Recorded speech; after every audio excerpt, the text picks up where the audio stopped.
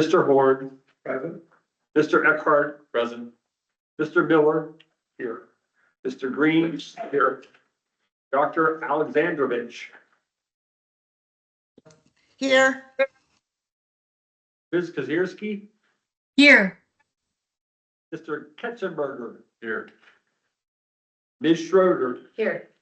Mr. Etzler, Here. and I am here, so we have a quorum. I would like to ask Kevin Bump to give us some guidance. Kevin? Thank you, Chair Graham. Good afternoon to those attending the meeting online. All participants will be muted when they join the meeting, but participants will be able to address the board during the open forum portion of this meeting.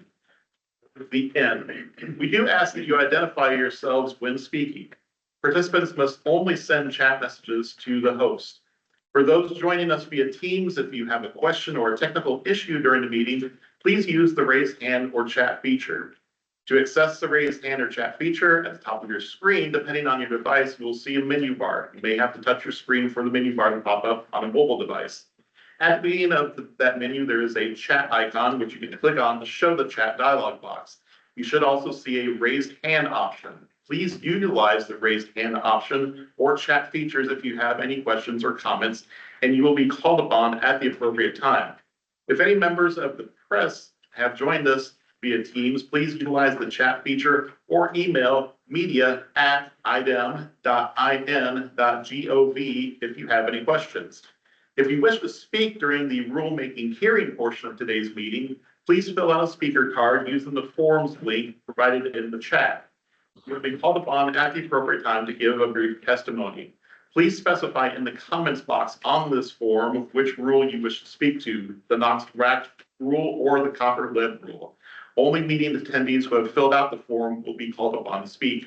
For those in the room today, I would remind board members to please speak up so that everyone attending the meeting online are able to hear for those who may be answering questions in today's meeting. Please repeat questions prior to providing a response. I will now turn the meeting back over to our board chair. Thank you very much, Kevin. You're welcome. Keep us on track. We appreciate it. Okay, our first order of business today is approval of the summary of the June 11th, 2025 board meeting. Are there any additions or corrections to the summary as presented? This is Ted Nemec. I have correction suggested for members present. Instead of stating Eli Elliott, it should say Eli Eckhart. Very good, so noted. Are there any other edits or changes? Yes, this is Joanne Alexandrovich. There's still an issue with how the dates are entered into the meeting summary. So for instance, this one that we're approving shows that we approved the meeting summary of June 11th on June 11th. So, which we actually approved the meeting minutes for March 12th. So I think and this has happened for 3 meetings in a row. I think perhaps the problem might be is if you look at the top of the page, it shows that it's the summary of the rules board, blah, blah, blah, blah, for Thursday, October 16th, 2025. Well, that summary that we're reading was actually for June 11th, 2025. So the dates every month are not correct and confused. Okay, so you have a correction proposal?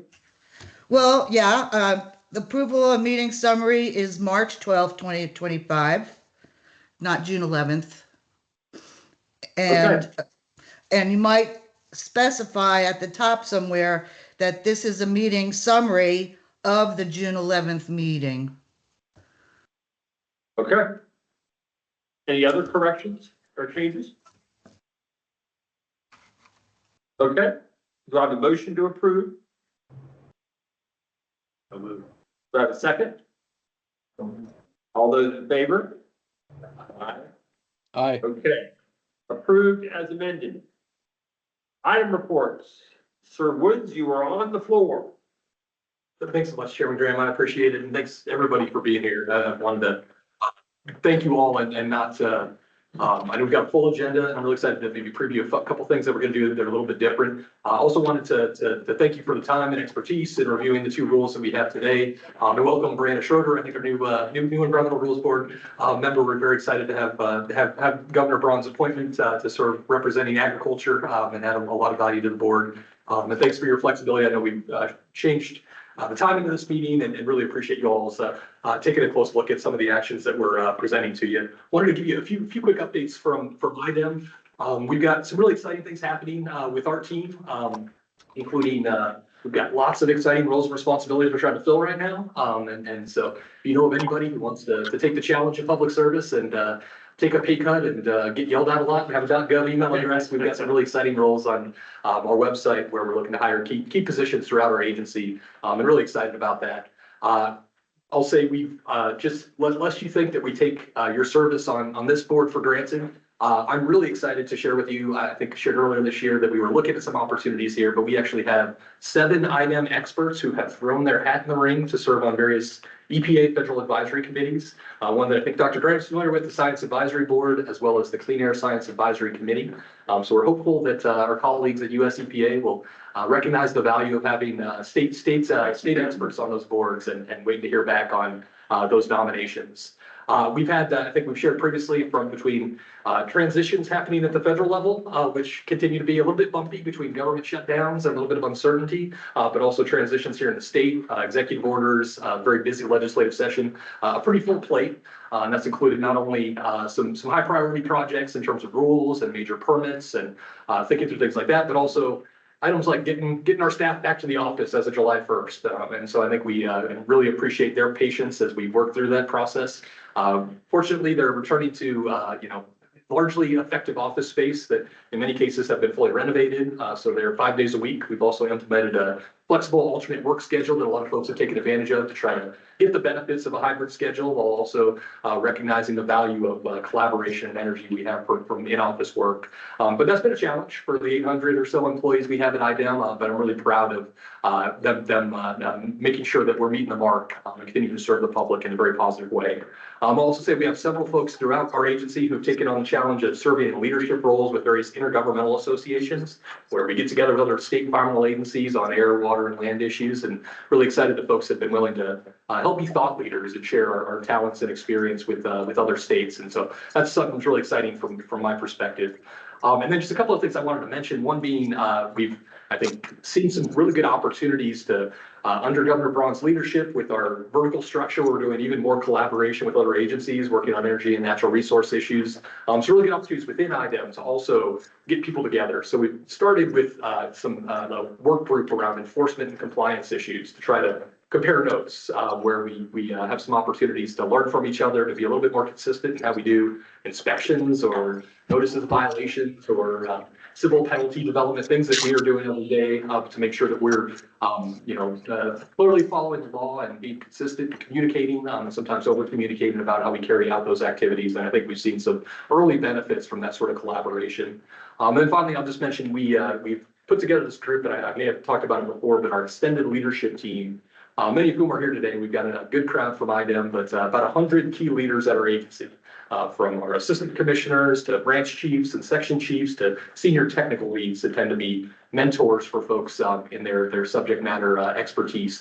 And brought them together to really pull back a little bit and do some long-term planning, things like how we plan for succession and the chance that one of our many capable but retirement eligible employees were to depart. How do we plan for the future, and how do we develop skills and effective management, effective meetings, how to communicate better, how to think about customer service. I'm really excited. So all 100 of those folks are going to come together in this building early next month to do a 2-day symposium to really talk about various leadership trainings, things that we want to learn and share successes on. So I'm really excited about that as an excellent tool that I think will be very helpful because we're integrating a lot of new people at IDEM. I think we've had about 20 or so starting the last month at the agency. So not a new fresh set of eyes and folks that we need to get onboarded quickly and help with on-the-job training. But I think that will allow us to be an agency that we're proud of in the future.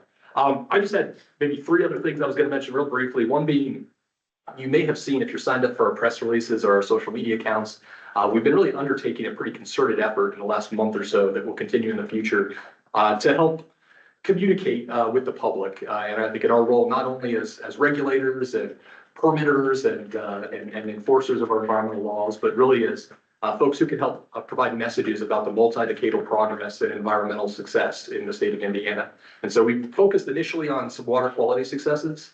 So three important announcements we made in the last month. One being we have a really cool story map that uses GIS that looks at really significant developments and improvement in the Grand Calumet River up in northwest Indiana through concerted efforts in the area of concern. Secondly, we did a press release and kind of announced to the world that in fact, we have more Clean Water Act bottom-up, non-point source impairment success stories than any other state in the country. So we work closely with EPA's Office of Water and work with local communities around the state and have, I think, 7 published success stories in the last year or so, which is about 5 more than any other state. So we're really excited about helping to share those successes that we've been involved in, but also have been taken a village in terms of that collaboration. And then most recently last week with the completion of the Dig Indy project, where Citizens Energy Group has completed a really important infrastructure investment of $2 billion to address nearly all combined sewer overflows in central Indiana. So a really long-term project under the Clean Water Act and their long-term control plan. We use that as an opportunity to also highlight the successes that we've had in CSOs, or combined sewer overflow reduction, in the state of Indiana, where we have more CSO communities than any other state in the country.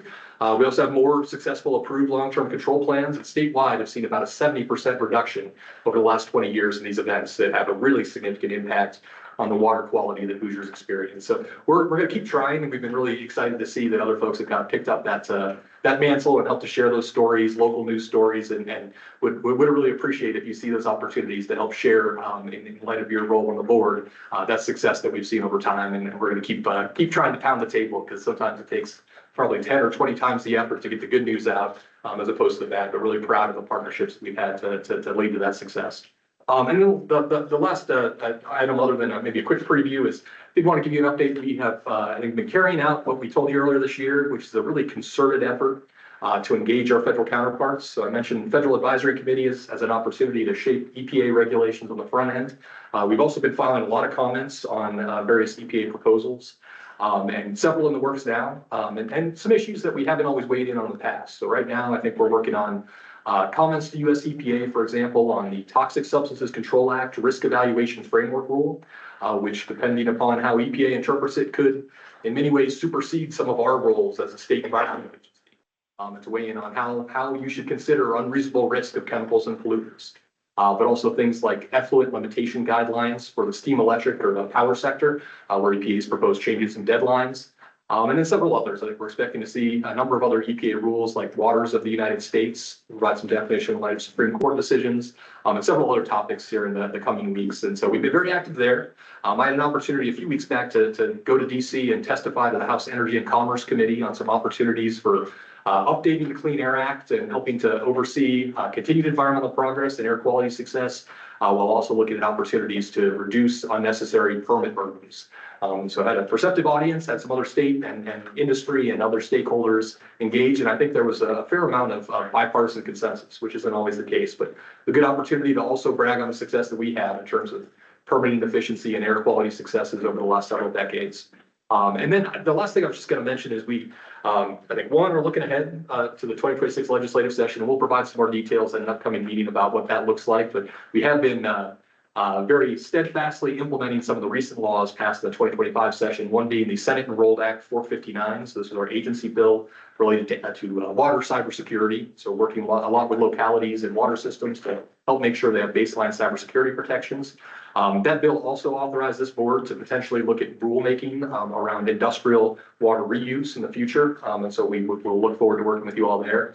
Also, Senate Enrolled Act 103, which tasked us with developing a plan to try to address the long-term non-attainment issues for ozone in Northwest Indiana, which I know is the subject of one of the rules today. So doing a lot of work in that space. The last thing I'll mention, sorry for being long-winded, is today, I know we have a little bit of a unique agenda, but you'll see under non-rule actions, we're trying to do a couple of new things that I think will be hopefully helpful. One is to give you a little bit of a preview of coming attractions. So we'll have key team members giving you some updates on some upcoming rules that will be coming your way, some federal changes that may result in us needing to do some things at IDEM.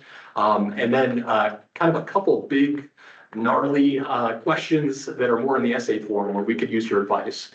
So one's going to be, we're going to have a group of different folks from our chief financial officer and chief of staff, our general counsel, and then a number of subject matter experts providing some opportunities where we have various fees that IDEM charges for permits and cleanup and disposal fees that haven't been updated in a long time. And under Title 13 of the Indiana Code, this board is tasked with periodically reviewing those things. And so we want to tee up some of those issues and then ask you to maybe think about providing us some advice or recommendations on if any of those need to be modernized. And that may not just be higher or lower. It may be the structure of permits, how long those permits last. It may be what is an application fee versus an operating fee. It may be, looking at other states, and there's some pretty good criteria in the law for that task. But we wanted to kind of give you a glimpse into some of those fees, and we've had some successes to build on that Hillary Alderman, our chief of staff, will be talking about.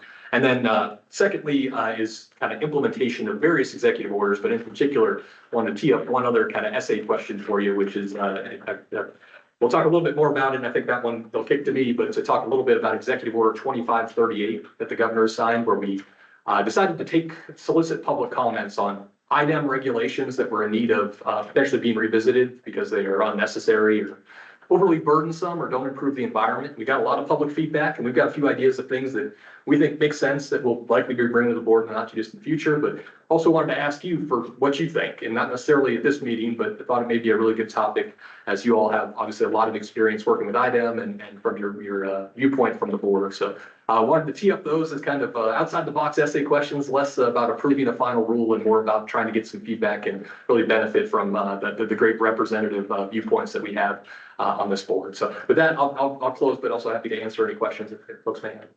Sure, questions from the board for the commissioner? I'll start. I do have one. At our last meeting, there was some concern about whether there would be funding issues at US EPA that could ripple and affect IDEM. And can you give us any update on what has happened in Congress? Have they passed appropriations for EPA, or what's happening in that area? They're not. So part of the shutdown is, we have an annual dance that it can become a little bit more pronounced, where the president presents a budget that is usually dead on arrival. The House and Senate will sometimes go through an appropriations process. And then what has usually happened for the past decade plus is that Congress agrees they're not going to agree on anything. They just pass a continuing resolution to fund the executive branch of the government for a couple of months or a year. So the inability to pass a continuing resolution is what has led to the government shutdown right now. Now, if that was to pass, the continuing resolution for EPA would leave those state categorical grants for Clean Air Act, Clean Water Act, Safe Drinking Water Act, RCRA, key responsibilities that IDEMs carry out at the same level, which may not be the right number, but at least is the same number as last year, which provides a bit of certainty. So I think that is where folks have settled, is not looking at some of the president's budget requests that had pretty significant reductions in those funds, but also state revolving funds, for example. And so the latest update is everything keeps going as it did before. Most of EPA is still figuring out exactly who is furloughed. Most of our counterparts in Region 5, for example, in Chicago, are still working. So we do have counterparts. The day-to-day work of our work is happening in real time. But there still is a new element of uncertainty with the government shutdown. But I think a little bit more certainty on the likelihood that those key state grants will likely continue if Congress can get their act together and pass that continuing resolution. Thank you for that clarification. Are there other questions from board members? Okay. So now we'll proceed to Billy. Give us a rulemaking report.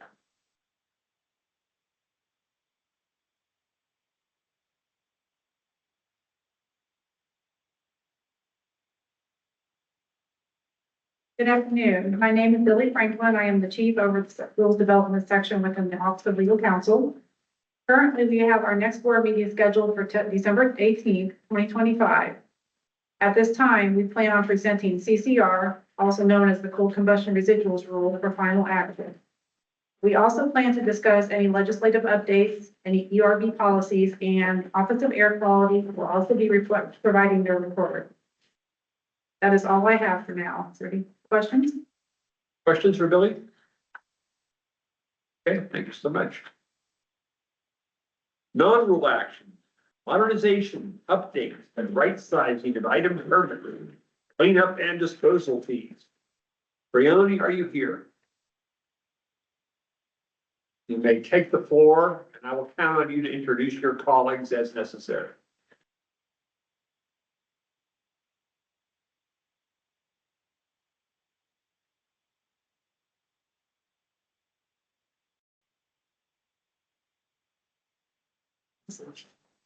So my name is Brianna Tyler, and I am the Chief Financial Officer for the Indiana Department of Environmental Management. Today we'll have multiple colleagues here to introduce themselves as they join, as well at the podium. So just an overview, today for, items funding, and just kind of our financials, in general.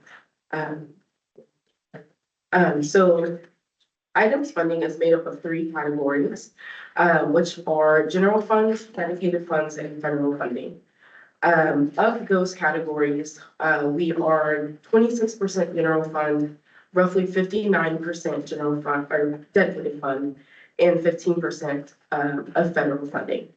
General funds are the funds that many know as the appropriations from our state general fund from the legislature.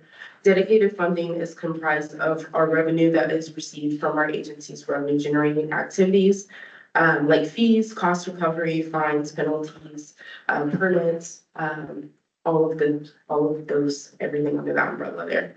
And the amount that is allowed to be spent is displayed in the budget bill of the state through the appropriation. So it is capped technically as far as the expenses. Federal funding, of course, is received from the federal government, in which we receive most of our funding through grants and cooperative agreements. For our state funding, during the 2025 legislative session, the majority of state agencies saw a decrease in general funding by 5% for the current biennium 26-27 budget bill. In addition to that change, they also mandated that the state budget agency hold a 5% reserve on general funds. This change was originally prompted by the April 2025 revenue forecast, in which they which included a decrease of roughly 400 million for that current fiscal year of 2025, and projected a remaining flat for 2026 to 2027. The year-to-date general fund revenue for September was reported by the state budget agency, and this is the state overall general fund revenue, to be clear. Was reported by the state budget agency as 4.9% higher than the monthly estimate that was based in that April 2025 forecast. I do want to note, as it has been in the news, that there has been higher than expected sales, income tax, and insurance revenue than was included in that original April 2025 forecast. However, it's still early in the fiscal year, and tax deadlines are a factor for that. In regards to our federal funding uncertainty has been a hot topic of the year. Nearly all of our federal funding as an agency is derived from categorical or state and tribal assistance grants, also known as STAG. These funding levels are directly tied to the lines appropriated to EPA in the federal budget bill. And many of these funding levels for these grants have not changed in many years, though the cost to run the program has increased and often does not cover the cost to execute the required activities. Due to this, any further decreases in these funds would deeply affect the execution of these programs, and we have been watching it closely. As demonstrated on the PowerPoint, there is a comparison at least to the base committee markups that came out of the House and the Senate. The thought process is that the categorical and the STAG, which is where we mostly are affected or would be affected nationally, all of our fellow agencies, is projected to stay the same or roughly the same. There are some aspects that between 2024 and 2025 saw decreases in which we have already realized basically at that point. However, we expected to at least stay steady from the 2025 numbers. In regards to our dedicated funding, so our dedicated funding being our revenue, and as notated by it being nearly 60% of our funding as a whole, is really important to the maintenance of the agency, to us being able to carry out activities regardless of what is happening around us, whether it's state funding or federal funding. And so we have been evaluating practical methods for increasing our dedicated revenue as an agency to further mitigate any funding risks to our agency operations and ensure responsible stewardship of our agency's revenue. Some of that is, as I mentioned, the federal funding. Most of the actual dollar amounts that we receive for much of that has not changed for many, many years. Some has always basically been the same formula. And so because of that, as costs go up naturally, just from either economical changes or things like that, we have absorbed those costs as an agency to ensure that we are meeting all of the activities that we are supposed to in carrying out of our programs, ensuring that we are being mindful of what needs to be done and what we provide out to our citizens. As an agency, for the last year and a half, we have also had an ongoing internal project for revision and review of our agency's collections policy and procedures. Due to the majority of our revenue sources being from the agency generated revenue, it is important that we collect our invoiced funds. And we will continue to monitor and innovate in that area while being mindful of the citizens and the industries that we serve. It is likely that in the future, some of the results of that may be seen as a presentation also to the ERB future. However, most of this is not necessarily a new process. However, it's us streamlining our internal process to ensure that there's transparency to those that we invoice, as well as transparency internally to what is going on from finance down to the programs and back. So that concludes my report. Thank you so much.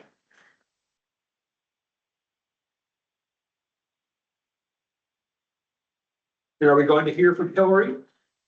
Nope. Okay. Thank you, Chairman Graham, members of the board. My name is Bill Anthony. I am the general counsel for IDEM. The presentations that are going to follow me will focus primarily on permitting and fee structures within the different programs of IDEM. So my part of the presentation is to essentially set kind of the framework under which we're operating by a statute. So, Kevin. So first is Indiana Code Section 13-16-1-4. I won't recite the whole thing. But basically what it does is requires the board to regularly review and adjust environmental fees to ensure the fee is necessary and appropriate. As you can see in subsection B there, it places a responsibility on IDEM to sort of piece together the information and present it to the board, relying on different sources. And then the board, once IDEM presents that to the board can then direct IDEM to initiate rulemaking. So IDEM views this as an important review that's long overdue here at the ERB, and it will help inform important next steps of the agency. So if you want to hit the next slide. So bearing in mind, section 4, we'll turn our attention to Indiana Code section 13-16-1-6, which essentially sets forth limitations on fee adjustments by the board. The board cannot set or charge a fee more than once in 5 years. And the change in fee, should one be changed, it cannot be increased by more than 10% at a time. So based on the amount of fee as it's currently charged. That's all I've got for you. Those are really the parameters under which the board will be working under as they are asked to look at fees and the permitting structures of items. So with that, I will turn it to the Chief of Staff, Hillary Ulrich. Good afternoon. My name is Hillary Alderette, and Chief of Staff. I'll be presenting our Title V, the increased case study. For those of you who weren't around in 2023, it's just to illustrate a success story that we had in regards to our Title V permit program. Pursuant to the Title V of the Federal Clean Air Act, states were required to develop and implement a major source permitting program. This permitting program was required to be in place by December of 1996. As part of this permit program, states were required to establish fees that would fund all activities related to this program. This Title V permit program must be funded exclusively by these fees and cannot rely on general funds or federal grants. In addition, these federal provisions require that fees be assessed based on emissions reported each year. Title V fees were established as a part of the initial program in 1996. These included a $1 per ton portion and a base fee for each source permitted under this program. The original base fee was $1,500. Here's some good news. Since 1986, we've had statewide emissions reduced in all the different, by particulate matter by 70%, carbon monoxide again by 70%, nitrogen oxides dropped by 81%. And overall, we've seen emissions decline by 82% since 1986. The bad news, though, revenues that run the air program have decreased steadily as a result of the decline in emissions, and there's been an increase in the workload for the permit program over the same period. This program saw a growing fund deficit in the early 2000s, but due to declining emissions. In response, the fees were increased in 2006 by 25%. Fees were increased again in 2019 by 27%, but by then emissions had decreased so much that the increase in fees had little impact on the funding deficit, which had reached nearly $2 million by 2021. And just for comparison, in 2014, total billable emissions were over 550,000 tons. In 2018, they were just over 250,000 tons. And in 2020, they had dropped less than 200,000. From 2018 to 2020, the EPA Office of Inspector General conducted an evaluation of Title V funding programs across the country. They identified Title V fee issues in 31 states and local Title V programs, including Indiana. EPA is required to apply sanctions specified in Section 179B of the Clean Air Act if they determine that IDEM or any agency is not adequately administering or enforcing its Title V program. Consequences of this finding include loss of highway funding, removal of the Title V program authority, which includes EPA taking over the Title V permit program, including permitting, inspections, and enforcement actions. In October of 2022, the EPA issued IDEM a letter expressing concerns related to Indiana's Title V funding deficiency and suggested that if it was not remedied, EPA would have to take formal action. Next slide, please. So what did IDEM do to address the issue? In response to the budget shortfall and concerns related to the EPA sanctions, IDEM determined that it would be more effective to raise the base fee for Title V and fee stop sources rather than increasing fees by a fixed percentage. The base fee in 2022 was $2,381. IDEM contracted with Crow to conduct a cost of services study to support the proposal to increase fees for the Title V program. Given the relative consistency in the number of sources, which is approximately 1,100, increasing the base fee provided revenue stability and had less impact on sources overall. The Indiana General Assembly revised the code in 2019 to limit the frequency, as Bill had mentioned, in which the agency could increase fees. So we're still, just a reminder, we're fairly limited to fee increases to once every 5 years and only up to 10%. The Crow study was completed in January 2023, and their independent analysis showed an increasing deficit for permit fees in the Office of Air Quality. During the 2023 legislative session, IDEM worked with legislators to initiate Senate Bill 155, which allowed IDEM to move forward with an increase as an exception to the statute due to the urgency of the situation. In addition, what helped make this bill very successful, we worked with industry groups to make sure we garnered support for the bill and helped everyone understand what was going to happen, the impact from the per tonnage to the base fee structure. Changing the entire fee structure was something we had to work through with everybody. In April of 2023, Senate Bill 155 was signed into law to allow IDEM to propose an increase to the annual base fee for Part 70 stop permits of Title V. Following the enactment of the bill, a proposal was brought before the ERB in 2023 to raise the base fee for Title V and fee stop sources from the amount of $2,381 to $6,100. This proposal included the required rule amendments to implement the change. The ERB approved the revisions and the new fee structure took place in late 2023. This fee adjustment marks a significant step towards ensuring sustainable funding for air quality programs, and it serves as a model we aim to replicate across other programs that will allow the agency to better insulate its operations from economic uncertainty and ensure that resources are optimized to continue our mission. So much. Comments or questions from the board there? Okay, thank you.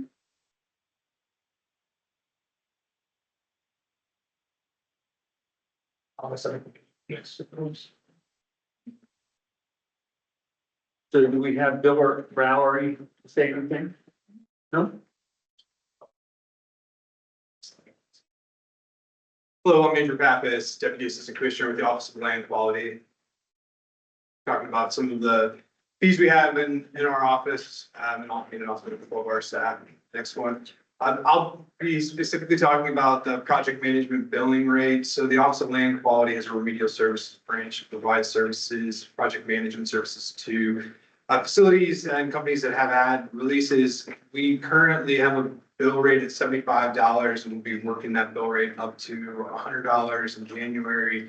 This is to keep up with market rates. On the right-hand side, you can see a graph that it shows back in 2011, we had a rate that was very close to that. It was billed, reimbursed through the ELF fund as part of the petroleum programs. And so we have kept flat over greater than a decade as that rate has been able to ratchet up over time as they do have a market rate adjustment they are able to do. So in an effort to bring ourselves in line with the current market rates that we see from consultants as they build the ELF and as their claims are paid out, we do need to come back up a little bit to be able to be sustainable.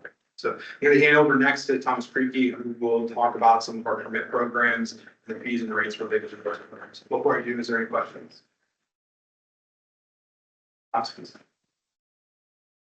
Well, I did have a question. How did you arrive on the $100 per hour? I'm seeing on the graph that you're still well below the other market rate.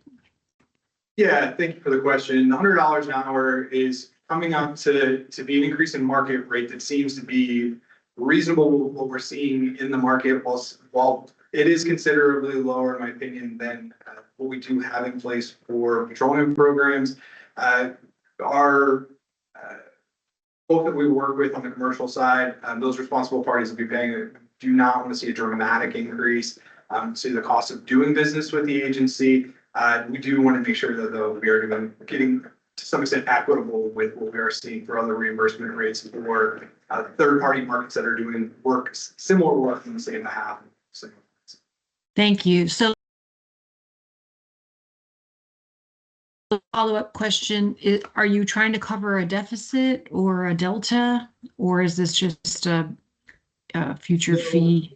One of the things that we are looking to do, so kind of how the sausage is made, we've been holding back some positions to forward and make sure we have revenues as they come in. We have seen some issues with some collections in folks that have non-payment, and we are working through those. And then we're also just generally seeing the cost of doing business come up. So a couple of years ago, State Personnel Department did do a compensation and equity survey that basically increased the cost of our personnel to us without giving us the opportunity to right size beforehand. So we do see that delta over time collapsing and us turning into the red if we don't take action. And like I said, we are seeing growth in the quality of people that are coming into the agency. So this money will afford us to continue to hire the best and the brightest of the agency. Thank you. See another question. You answered it. Thanks. Yeah, thank you, Andrew. My name is Thomas Craig. I'm the Office of Land Quality and Permits Branch Chief, and I'm listening to the discussion. Office of Land Quality on our program fees. So the Office of Land Quality administers a wide range of permit programs. I've listed some of the ones we administer there. It's not a complete list, but just some of the highlights. Each one of those permit programs can have multiple types of applications that we process. They can be new permits, renewals, various types of modifications depending on the program area. We process roughly 800 of those applications a year, and those fees associated with those applications are roughly $600,000 a year. It's important to note 85% of our applications do not have an application fee. We also assess annual fees, and we have 2,600 active permits at any one time, roughly that, and depending on the year, it's about $4.8 million from the annual fees assessed every year on one active permits. Also, in that case, there's 30% of those permits do not have an annual. Another type of fee for the Office of Land Quality is our disposal and management fees. Those are very similar fees. They're both fees assessed when a waste handler disposes of solid waste at a final disposal location, either a landfill or an incinerator. And the first one is a disposal fee. That's 10 cents per ton at landfills and 5 cents per ton at incinerators. The management fee is very similar. But it's 50 cents per ton at both landfills and incinerators. So combined, that's a 50 cents per ton fee at landfills. So that generates about $6.5 million from 12.5 million tons of solid waste disposed annually. So if the amount of solid waste disposed goes up and down, that changes. As you can see from that map, there I've listed our fee compared to neighboring states. And next one. Office of Land Quality is also exploring increasing our permit length from 5 years to 10 years. That can potentially reduce the amount of personnel costs and paperwork costs for our permittees, only having to go through the renewal process once every 10 years instead of twice every 10 years with a 5-year renewal cycle. That can also potentially reduce burden on our permit staff as they process a large amount of permit applications. Though with a 10-year permit, it increases the likelihood that we may see more modifications, so that can add back into that permit load. And then also that would increase the renewal fees we assess by half. I think the statute currently allows for 10-year permits. This would just be a rule change to 11.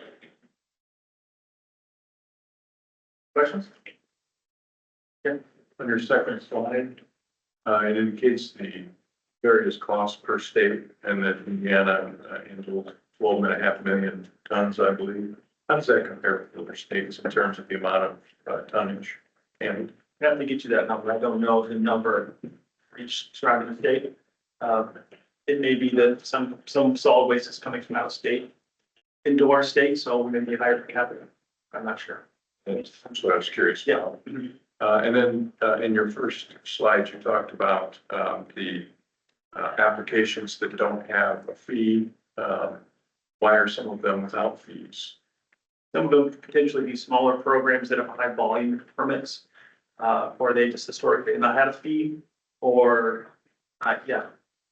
So different reasons. There's multiple different permit programs that don't have fees, so there's different reasons for each one. I just wondered if that would be part of the calculation or consideration in the entire fee package, implementing a fee where there hasn't been one historically. It's possible that may be a good question. Thank you. This is Joanne Alexandrovich. I do have one question about the tipping fees. I know our solid waste districts get money, so do the surrounding states. Have you considered all of that to see if our numbers are comparable or not? Because our numbers seem kind of low. Is the question about how much the solid waste districts themselves assess? Right, because I don't, like, for instance, I don't know if Minnesota has solid waste districts that get money from disposal. Yeah, that's a good question. I don't know that answer. We have to get that as part of the analysis. I know when we went out further, some other states like Louisiana and some other examples, they assess per county and by state level. So there's probably each state has its own unique way of doing things. So it's not apples to apples, but it's pretty good close. estimation. Okay, so you think that this chart is more apples to apples? Yeah, pretty close.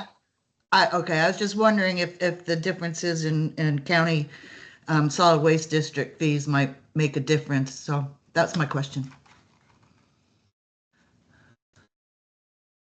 Yeah, I had one additional question, and it's along the lines of my previous question about whether the agency is looking to fund a projected gap with the change in fee structure, or if there is an imminent gap, and what kind of considerations will you employ to with this? This looks like a beginning of a benchmark exercise, so how you'll land on the correct revised fee if you decide to raise the rates. I think that's where we'll see your input on that question. How we need to get there, maybe. Yeah, I was just gonna add, I think it's a very good question. One resource that I know Hillary had mentioned, the Crow analysis that we had in the Context Title V. They had done a similar analysis for and some of this is actually in Title 13, some of the criteria by which the board can evaluate independent analysis. So things like how much does it cost to administer a program? How competitive or how consistent are those fees with other states in the region or around the country? So we've got a lot of information there, and I think there are some important pieces where we could really use your help. I think some of this, and I think Brian did a really good job, buttressing this against, one, there's separate questions about some of those dedicated funds are really limited in the ability to spend the funds in certain ways, that may be legislative changes in the future. But also all this happens against the backdrop of, relative uncertainty, both for federal and state appropriations. So while the biggest piece, that orange piece of the pie is the largest one, and we have the most control over, I think there is a ton of value we would get from the board in looking at things like the cost of administering the program, what we are spending per program, and then the ability for those funds to be used to make sure that we're, in many cases, maybe a reduced fee or a change structure in fee, as we saw with Title V, where the base fee is much more important than emissions because we reduce all the emissions. So I think some of those questions. Mhm. Yeah. Be All right. right. Very good. Thank you. Questions? So, Martha? Good afternoon. It's good to see some of you. I haven't seen you for a while. So I'm Martha Clark Metler. I'm the Assistant Commissioner of the Office of Water Quality. My presentation is much simpler. So just a few significant points. I did go back to the Crow study, which said, OWQ, your money coming in is not covering the cost of the work you need to get done. And so that is still true. So gap question is, yes, we're trying to fill a gap. And we've got about 70 programs or so that we implement in the Office of Water Quality, but I grabbed, for an example, the one that I think is probably most familiar with people, which is our wastewater discharge permitting program, which is split between municipal dischargers and industrial. So our NPDES, that's National Pollution Discharge Elimination System permit application fee is nominal. It's only $100. And just the cost of processing that is more than $100. Our fees are split into two parts. There's an annual fee, a kind of base fee, and then operational fees based on the flow of the discharge. So looking at that and comparing to other states, they it's hard to get that apples and apples because it kind of lump and split how they group and where they cut off flow and change differences in the fees. So the next slide shows some comparison that I did kind of with nearby states that could kind of show the difference what they charge versus what we charge, broken down between those municipal and industrial permits. I also did some math on what it costs for us to pay the salaries of the permit writers in each of those programs. That does not include all the other support staff that we need to have to make sure the permits are being complied with. We've got inspectors, we've got data reviewers, all kinds of other people that we need to ensure this program is operating correctly. It's a delegated program, so we are obligated to do that.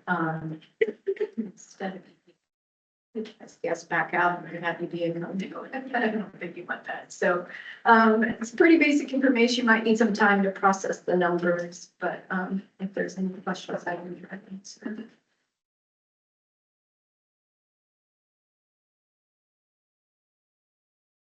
Thank you so much. Okay, if not, I'm going to take an opportunity here to commend my colleague, Gabby French, who will be presenting here in a little bit. She's waded through some technical information. She's going to try and help you understand before we ask you to pass it. So, upcoming preview. Okay. Thank you.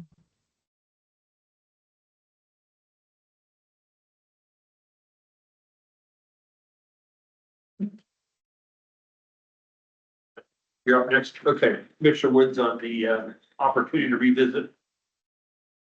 Yeah, so I'm maybe just gonna make a couple of quick comments just on those presentations. Thank you for letting us try to tee up a few of these things. I think we've got some additional, more detailed information, including that analysis we mentioned, some comparison of other states, some other resources I think are probably helpful. As you heard from several folks, our fees are in some cases created by statute. The General Assembly specifies those things, and many of which haven't been updated in decades. Some are specified by rule, in which case if there are any changes, they would come to the board anyway.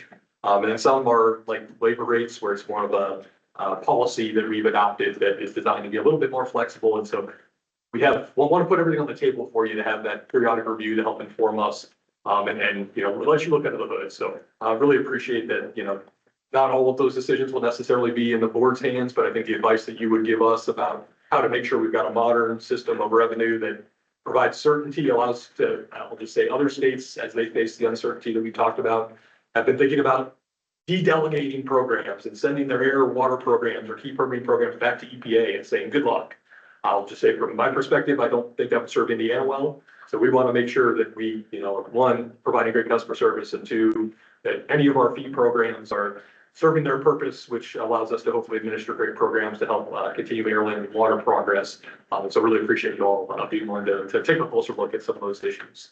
And then the second essay question that we wanted to tee up for you all, and we talked about it a little bit before, Kevin, I think on the next slide we've got, I apologize for the small font, we'll get these slides out to everybody, but wanted to cover a few different executive orders that we've been looking at implementing, some of which we've announced some public actions, but one in particular being Executive Order 2538, which Governor Braun signed in March. It directed environmental agencies or agencies with environmental regulations, including IDEM, to identify state environmental regulations that are unduly burdensome, significantly raise the cost of living for Hoosiers, are not supported by current law, the best available science, or do not benefit Indiana's environment. We were to report back to the governor's office by July 1st.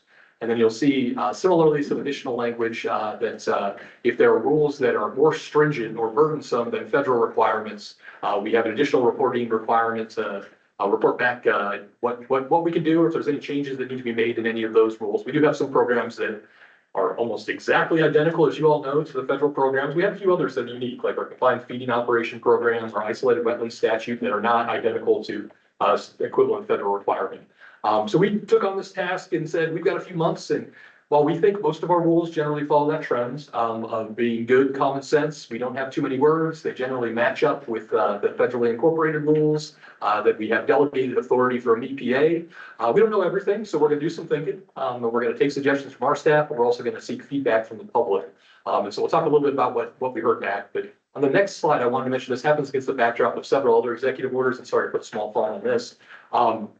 But suffice it to say, executive orders are in vogue here in Indiana, but also in DC. There's been a lot signed by President Trump and Governor Braun, but several that ask us to do things, to collaborate with other agencies, as with the creation of the Office of Energy and Natural Resources and our Secretary of Energy and Natural Resources, Sue Jaworowski, that calls on agencies to collaborate to look for common sense opportunities to reduce regulation or to address longstanding issues. Executive orders about specific issues like climate and energy policies and the social cost of carbon that asked us to look at potential federal regulations that don't serve Indiana well.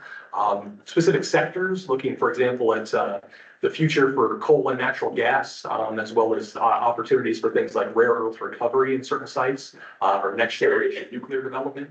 And then a handful of executive orders that dealt with the opportunities to eliminate unnecessary regulation or develop more common sense and modern regulations kind of across the board, where every agency is facing a similar directive. For us, some of those don't exactly apply because many of our existing IDEM rules have recently been readopted by this board in the last couple of years.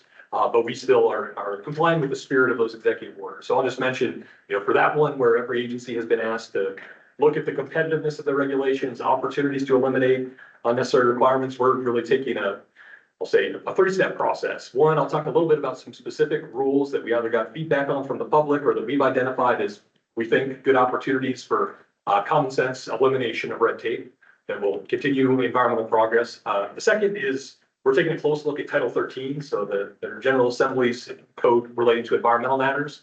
So we've been working closely with the chairs of the Environmental Affairs Committee in the House and Senate, looking at potential introduction of a bill to really clean up that statute. So there's a lot of stuff in there that hasn't been updated in years. There's some outdated requirements, some reporting requirements that we don't think add a whole lot of value. Maybe some opportunities to make sure our boards and commissions like this one are operating in a transparent way and that match with the opportunities to administer. So that's another effort where we'll be looking at potential legislative changes that I think will really help people so they don't have to slog through the 1,000 pages that currently make up Title 13, and maybe 700 or so can get the job done, while also maintaining important protections for air, land, and water in the programs that we operate.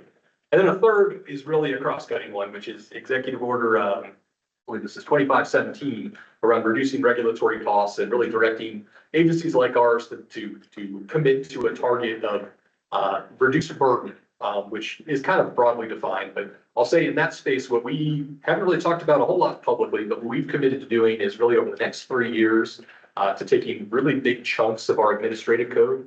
And we're starting with water and then soon after land and air, where we have our implementation of the General Assembly's direction on various environmental matters. And we're doing the same thing there. And saying, hey, are there unnecessary requirements for us or for the regulated industry or for folks who want to appear at public hearings? Are there opportunities for us to be more consistent, either with, Title 13 or with federal law? Is there stuff that's just outdated? And I think as we've started to look on the hood, we think there's some tremendous opportunities. So with that comes probably some pretty complex potential rulemakings that we're going to be bringing to you in the next 3 years. So I wanted to warn you of that, but I think it's also an exciting one because we're really saying, starting from a basis of let's get back to basics. Let's look at what the General Assembly, what Congress under our federal environmental laws asked us to do, and leaving no stone unturned. And so we welcome the public and the board as we kind of oversee that. So I wanted to give you a kind of a sense of what that looks like. On the next slide, I did want to give you a few examples. So I mentioned July 1st, we had a deadline to report to the governor's office on the environmental regulation executive order. So we decided, as I mentioned previously, to ask the public for comments. We got a lot. We got about 1,444 pages of public comments to an email account that we'd set up. Most of them were very productive and people had really good ideas. Some of them, we had to debate whether or not we wanted to keep the curse words in there or not. But a lot of feedback, including some passionate feedback about the underlying executive orders, about the state of various things that aren't necessarily within IDEM's control, but a lot of suggestions of things that we can do well or programs that people like, including some that are different from federal. So got a lot of feedback, and I think our folks have been kind of pouring over that for the respective programs. But then a day later, we had to report to the governor's office. So we quickly put a report together that we'll get out to you all that really provided some background on some of these issues. Talked a little bit about why a lot of our programs generally match up with federal requirements. Identified some opportunities that we've discussed for weighing in with the federal government, where we think there's a lot of bang for the buck if we're looking for reduced burden. Oftentimes when people get mad at us, we usually say, well, that's an EPA thing. We have to do that. That's either in the Clean Air Act or maybe in a grant agreement, or maybe it's, a rule that they have that we have to implement through our NPDES or Title V permits.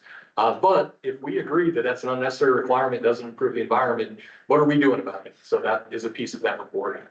And then we did two other things. One, we highlighted some excerpts of some of the really impactful comments we got from the public from a variety of sectors and throughout the state. None of the ones with curse words, but the ones that had specific suggestions that we wanted to just say, hey, there's some really good ideas here. We're going to be looking at those. And then we included an appendix that had 10 items that our folks had come up with as they thought about this challenge. And on the next couple slides, I've just got some examples of those. And I won't belabor the point because we'll get you a copy of this report, but it's things like notification forms for underground storage tanks where we realize we received these forms and we put them in a stack and no one ever looks at them. And someone could submit an annual report instead of every single modification of an underground storage tank that that only creates red tape and paperwork and doesn't necessarily do anything to improve the environment. Things like prior approval for our first responders to do fire training, open burning, where we have a pretty good process that we think covers all of those situations. They shouldn't need to ask us every time there's a specific fire training. Things like opportunities to make sure that we're enabling next generation business like biomass digesters, where there's a little bit of confusion in the underlying statute about what is an appropriate feedstock to use in a biodigester in parts of the state, where we're excited to take on that challenge and try to develop some rules that ultimately come to you all. And then I think on the next page, Kevin, we have a few other examples that kind of match with some of the things that folks talked about previously. Some certifications we've had to do in the past for tax deductions, where as far as we know, we're not adding any value to people getting some renewable energy and other tax credits. And we'd much rather have somebody else who has some expertise in that area.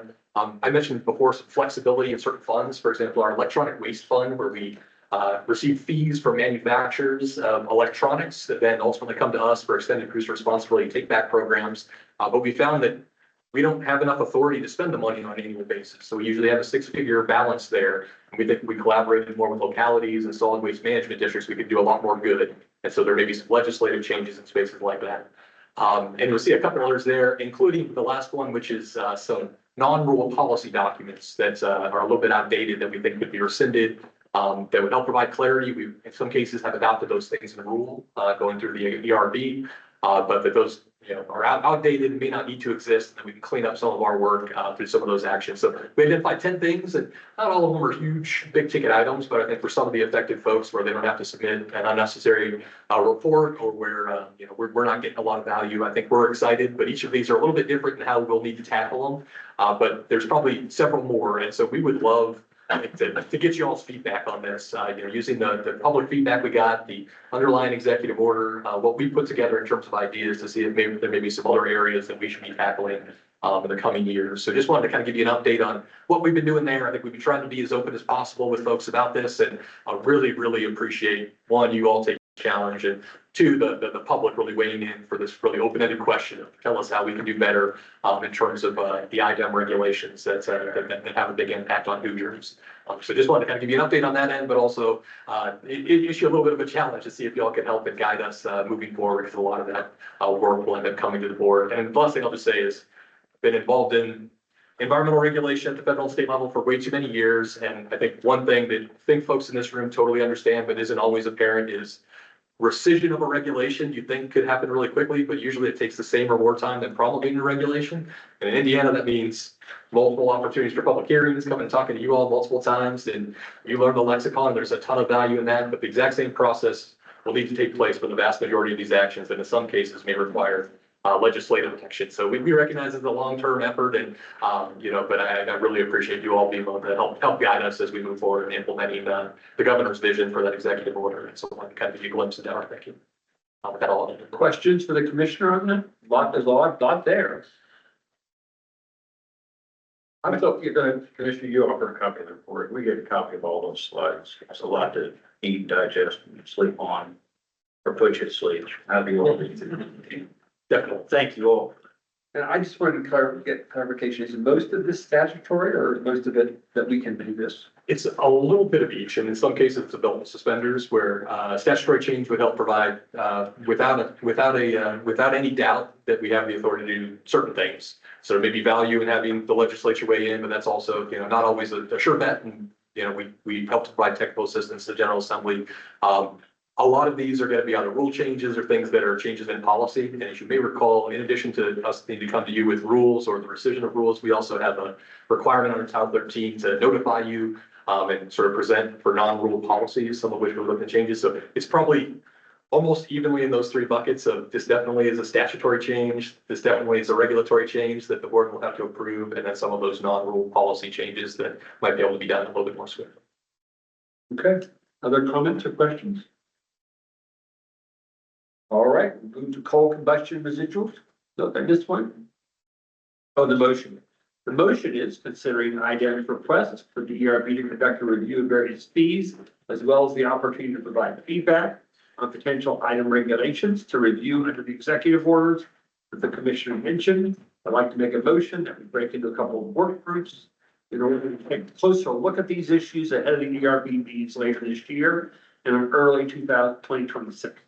And there's a suggested list of work group participants from the public members in the ERB. One will be the fees work group and one will be the executive order 2538 work. So I have a motion on the table then. Second. Thank you. Voice, all those in favor? Aye. Opposed? Aye. Okay. So we are done with that. We're moving to coal combustion residuals rule update. Lori Freeman, please. Lenny Copper's up next here. Sorry. Oh, they switched order. Okay. We can live with that. Thank you. Good afternoon, everyone. My name is Matt Prater. I'm IDEM's Drinking Water Branch Chief. Thanks to the commissioner and board members for allowing us to present here today and provide these updates. I think it's really important for all to hear about these recent updates that EPA has been doing with the lead and copper rule especially, and all of our rulemaking efforts around it. IDEM has been implementing the lead and copper rule since it went into effect back in 1991. The lead and copper rule is one of the most complex drinking water rules we have to implement. There are a number of challenges with implementing the rule, but our compliance section chief led by Stacy Jones does an excellent job helping water systems understand the current rule requirements and what systems need to do to prepare for the upcoming rule changes. For example, when EPA published the lead and copper rule revisions back in 2021, there was a requirement for water systems to complete service line inventories and to submit those to IDEM by October 16th of last year. And as of today, 98% of the water systems have submitted a complete service line inventory to IDEM. So after publishing the lead and copper rule revisions in 2021, EPA made even more changes to that rule and published the lead and copper rule improvements in 2024, also known as the LCRI. We do want to point out two significant changes in the LCRI. There's an aggressive approach to replace lead lines by requiring most public water systems to do that, to replace their lead lines within 10 years. And there's also a change to the lead action level from 15 parts per billion to 10 parts per billion. So these proposed rule changes make it critical for water utilities to have a robust lead service line replacement plan. And as a result of these aggressive changes to the lead and copper rule, the American Water Works Association, also known as the AWWA, which represents water operators throughout the nation, they filed a lawsuit against EPA. In August of this year, EPA announced it will defend the Biden administration's LCRI against the AWWA's lawsuit. We expect the EPA's administration to make changes to the rule that will allow for more flexibility and regulatory clarity for water systems. We should be hearing more updates about the rule here soon. I just want to note later in today's meeting, Crystal Hackney will be presenting testimony to incorporate the applicable federal rule language by reference. And by incorporating the federal rule language by reference, we'll be prepared to adopt new federal rules such as PFAS, the Consumer Confidence Report Rule, also known as CCR, and any changes EPA decides to make to the lead and copper rule improvements. That's it. To take questions. Questions or comments? Okay. Lori Freeman's up. Lori's up now? Okay.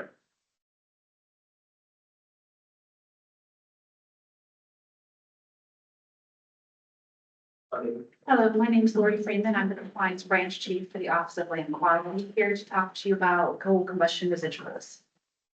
We drafted our draft rule language is intended to comply with IC 131933, which states that we cannot be different than or more stringent than the federal government as it pertains to coal combustion residuals. Those rules were preliminarily adopted in the December 11, 2024 meeting. We have made revisions since then to accommodate comments made during the preliminary adoption process, as well as comments by OMB.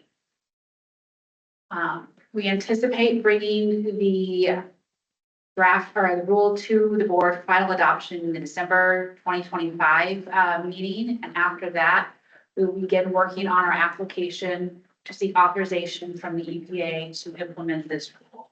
The application cannot go in until our rule is adopted, and they can review regulations to make sure that they are compliant with the federal law. That's the update on the CCR rule. If you have any questions, I'm happy to answer them. Questions? Okay, thank you. Thank you. And now we'll go to Gabby.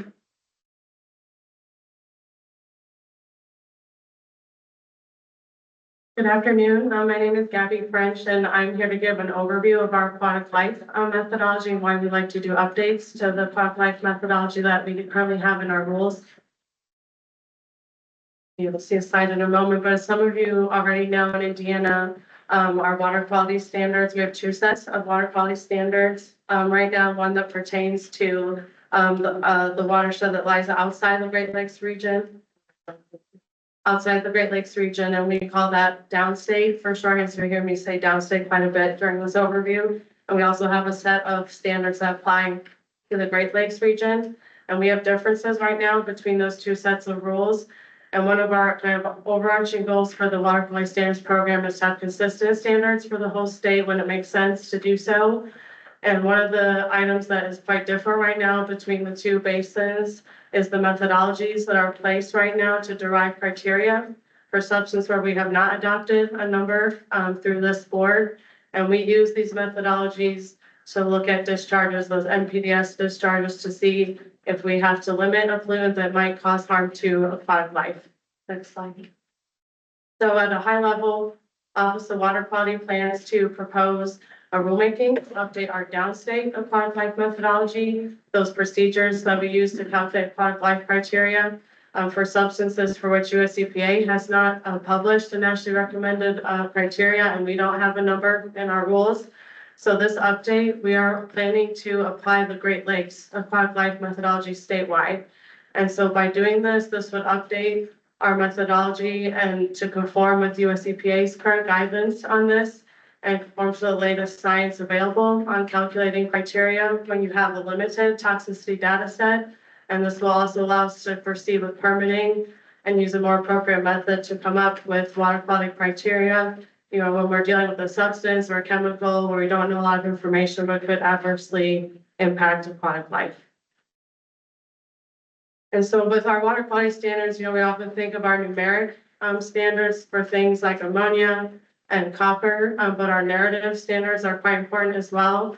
So our downstate and our Great Lakes water quality standards both have almost identical narrative statements that protect Indiana's water bodies from substances in amounts that could be acutely or chronically toxic to aquatic life. And so in order to protect our designated uses and implement these narrative standards, we have to have a way to translate that or come up with a numerical expression that's actually implementable. And so our aquatic life methodologies really serve that purpose. They sort of lay out a procedure and rules so we can come up with a number for a pollutant of concern and use that to kind of screen and evaluate discharges and see if we need to limit that pollutant or not. And so one of the reasons we wanted to come in front of the board to talk about this, our need to update this before you have language in front of you, is it's a little confusing when you go into the two parts of the rule because they're structured quite differently and there's different terminology involved. So we tried to outline this on this graphic. So if you look first on the left for the downstate aquatic life methodology, it's split up between doing an acute calculation, how do you come up with an acute criterion, and how do you come up with a chronic criterion. And then underneath each of those brackets, there's a method one that deals with what do you do if you have a full or complete toxicity data set. And then method 2 and 3 that you see on the screen handle how to deal with a limited toxicity data set. But if we turn to the Great Lakes rule, there's different terms used here. So it's actually split up first between whether you have a complete toxicity data set and whether you have a limited toxicity data set. And the key takeaway here is we use the term tier 1, or you can think like premier or top tier for when you have a complete toxicity data set. And then we use the term tier 2, you may have heard before, tier 2 or secondary for cases where we don't have a lot of information on the toxicity. And so each of those tier 1, tier 2 has instructions how to come up with an acute and chronic number. So no, that was a lot. This could be a reference hopefully for later, but different terms between those two rules. But you might be wondering why we even have different methodologies right now for aquatic life. And so to understand a little bit, we have to bring up US EPA's 1985 guidelines for driving aquatic life criteria. This is US EPA's main guidance document still for deriving their nationally recommended criteria. So it stood the test of time so far.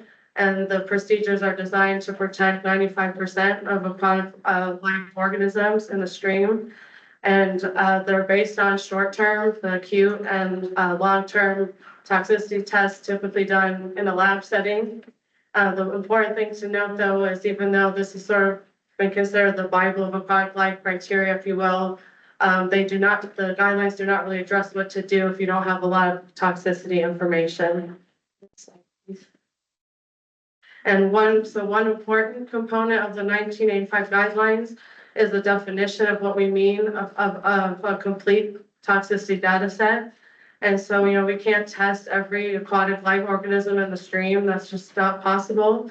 So EPA sort of defined these 8 minimum data requirements. You see those pictures are kind of representations of the 8 main groups. So you can see there's some sensitive species up there like our cold water fish or salmonids. Planktonic crustaceans, those Daphnia, the cute little Daphnia you've probably seen before, and other aquatic insects. So overall, if you have toxicity data from these 8 groups, we consider that complete toxicity data set, and you can come up with a sort of tier 1, aquatic number. And this is just an image of what we mean of a basic acute toxicity test. You can see the series of beakers here with varying concentrations of a chemical. And if you look at where that blue arrow is pointing, the 50 micrograms per liter, about half of the fish die in that beaker. And so we call that the LC50 or lethal concentration. So that's a very standard acute test, and they're typically only 48 or 96 hours long. And so that number, that 50 is an important number in the overall calculation to come up with an aquatic criterion, and that's the level we don't want to exceed in the stream to protect, our aquatic life from lethal effects. And chronic toxicity tests are also done in a lab setting typically, but they're much longer than the acute tests because we're looking for things like survival endpoints, reproductive effects, growth endpoints, and so they are actually more expensive than acute tests. So there are certain fluids that's very hard to get chronic toxicity information. So a common thing that's done with some labs is to run an acute and chronic test at the same time with the same species and the same dilution water. And you can come up with a very simple acute to chronic ratio. And we always say ACR is the shorthand for that. And that number can be used to help us come up with a chronic criterion. And so another piece of the story of why we have such a different methodology right now in our 2 basins is the Great Lakes Initiative. So you may know in 1995, US EPA came out with the Great Lakes Water Quality Guidance. So that had a set of requirements that the Great Lakes states and Canadian provinces had to adopt at that time. And one of the items of that was the Great Lakes Aquatic Life Methodology. Next slide, please. And so the Great Lakes Aquatic Life Methodology retained the core procedure of the 1985 guidelines that we just mentioned.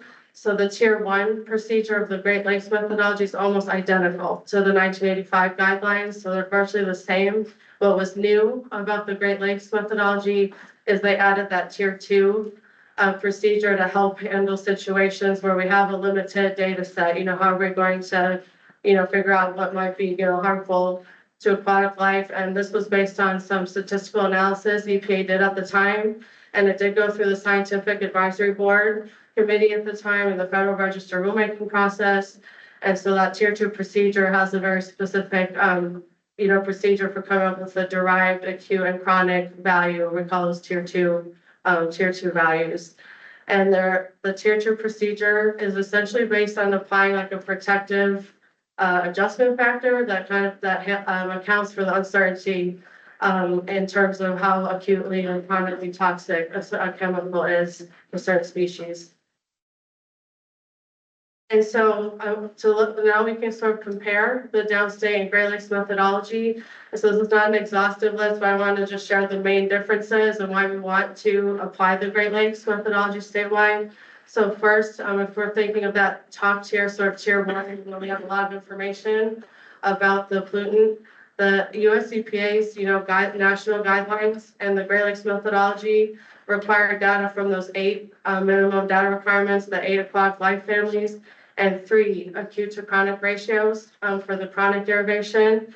But our downstate methodology right now only requires data from 5 aquatic life families, and we only require 1 acute to chronic ratio. So we're not in line right now, even with the 1985 EPA guidelines. And so those numbers are there on the chart for just comparison. So we're missing, information from families of aquatic organisms that are typically considered sensitive to toxic pollutants like those aquatic insects.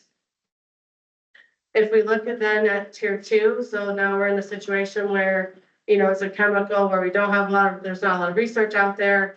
The Great Lakes methodology uses an adjustment factor based on how many of those 8 families you have represented. Our downstate methodology does use adjustment factors, but it's only based on the presence of whether you have rainbow trout in the data set. And in a minute, you'll see, there's a table that shows you the different, how the numbers shake out between the 2. But if we have no chronic data available at all, the downstate methodology uses a dividing factor of 45, which is quite high. So that's quite a bit of conservatism into the calculation. The Great Lakes method uses a factor of 18. So the difference alone sometimes actually allows for a less stringent chronic number under the Great Lakes methodology. And if we go to the next slide, just very quickly, this is a table that just shows you the differences and the adjustment factors when you're doing a tier 2 sort of secondary calculation. So you can see in blue, the Great Lakes, it really matches those 8 minimum data requirements. So you get a lower number the more data you have, which sort of makes sense. We know a lot more about the chemical and how it's impacting aquatic life. But our downstate number, we only have 5 and 10 as the 2 options right now. So it's a little bit different where, the Great Lakes is really tied to the guidelines on those 8 big groups of aquatic life families.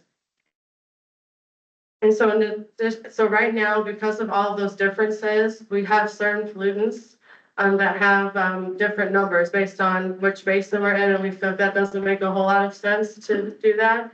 And so we want to adopt the Great Lakes methodology statewide, but another benefit that we see is the Great Lakes methodology has very detailed instructions on what kind of laboratory tests are acceptable, what kind of dilution water, how long the test should run, other kind of testing conditions. And we feel like this would be beneficial to have not just for IDEM, but for our permit holders, so they know exactly what kind of criteria we're using when we're judging the laboratory test reports and how we come up with these numbers for permitting purposes. So just to bring all of this sort of full scale after all that history. So in 1985, EPA came out with those guidelines. They're still used today for their national program. 1990 is when IDEM implemented the major rulemaking for downstate outside the Great Lakes. But we chose to adopt a downsized version of the 85 guidelines at that time. And we actually borrowed from some other states at the time for that secondary sort of tier 2 procedure. So we're not in line with the 85 guidelines currently. And then 1995, the Great Lakes water quality guidance came out, and that's where that tier 1 and tier 2 terminology sort of, was born. And in 1997, IDEM underwent the Great Lakes rulemaking, sort of major water quality standards rulemaking, and we had to adopt that for the Great Lakes region at that time. But you can see it's been about 35 years since we've updated the downstate aquatic life methodology, and we feel like it's time to do that and have a consistent approach statewide. And so with our direct criteria we have right now, you might be wondering kind of what would happen if we recalculate them under the Great Lakes methodology. And it really depends on each situation. So some of the derived criteria become less stringent actually, and then some of them become a little more stringent. So it really depends on how toxic is the pollutant, how many product life families do we have in the data set, and do we have chronic data available? And I do want to note that this procedure is designed to revisit the calculation if you have more information available. So if we get more toxicity information, you're meant to sort of revisit that and kind of come up with another, a new number. And we're reviewing right now the permitting impact of, adopting the Great Lakes methodology. And we do have a few permit limits that are based on a derived aquatic life criteria, but the number of those permits is relatively small right now. And so to summarize before closing, so this update by applying the Great Lakes method statewide will help us fulfill our kind of charge to prevent toxics and toxic amounts in Indiana's water bodies and protect our aquatic life use designation. And I just want to stress that we are not proposing a brand new framework. We're really trying to just update what we already have in our downstate part of the rule, but to more appropriately address situations where we don't have a lot of toxicity data for a chemical or pollutant. And we feel like this is in line with the Executive Order 2538 that talks about how rules should be grounded in best available science and benefit the environment. And so we think that applying the Great Lakes methodology statewide will not only allow us to have consistency across the state, but help us make sound permitting decisions for our MPDS and permit holders. But that's all I have. I really appreciate you guys listening to this, even ahead of rule language in front of you. It's a little bit complicated with the history behind the Aquatic methodology. My contact information is there, but I'm happy to take any questions now or anytime after. Thank you. I do have a quick question. What would happen to a permit holder who would be in compliance with the derived criteria now, but if the criteria changed and they no longer met the Great Lakes criteria if they were in the downstate region? How would we handle that? Yeah, so if it were to change, and that's sort of what we're looking at, that's small. So thankfully, a small list, we think of how many more might become more stringent, but if that were to happen, this would only come up at permit renewal, at like the next renewal. But we would look at like a schedule of compliance, and we're actually looking at some rule language to give additional time if the permit would like to get more toxicity tests as well. So there would be some time to comply with that, and there's also the option to get more information. We've had that happen before where certain respondents say, well, we'll get some additional tests to see kind of what it looks like and recalculate the number. Well, that helps a little bit, but it would be the permit renewal like we would any for other criteria we have if we want to. This Joanne Alexandra, oh, sorry, I have a couple questions. Go ahead. Should I go ahead? Yeah, go ahead. Then we'll Okay, pick up, thanks. Joanne. I guess the first one, I don't know that I necessarily need an answer to, but in 1990, when IDEM adopted just only a partial of the 85 recommendations, I'm wondering what the motivation was there. I kind of think it was to make it easier for our permit holders, but feel free to answer that. But I have two other questions that are more straightforward. You say some of the standards are less stringent and some are more stringent. Can we get a list of that somehow? I know the rules are the methodology is rather complicated, but that also, while I understand that updating this methodology would be efficient, it's still, if it's more stringent, that is not in line of what we're supposed to be doing, is keeping things in line with federal requirements. And then when you say a relatively small number of permits, how many is that? Yeah, that's a good point. I'll start with the last one. So it's looking right now, we're sort of trying to review a kind of a final time before getting, the package together, but it's looking like probably 5 or 6 under 10 permits that really have a limit based on one of these derived numbers. We have other permits that are monitoring for some of these pollutants, but we're looking at how that looks, but they're looking okay, with the discharge, the levels in the effluent.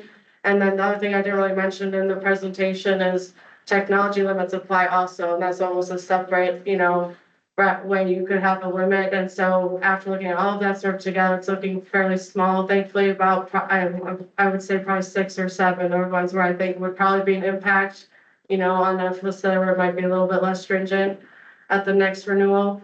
And then I'm not really sure about the rationale of why we chose the downstairs before my time. I think maybe a decision was just made once that rulemaking was going to just not conform to that. Someone might know the history.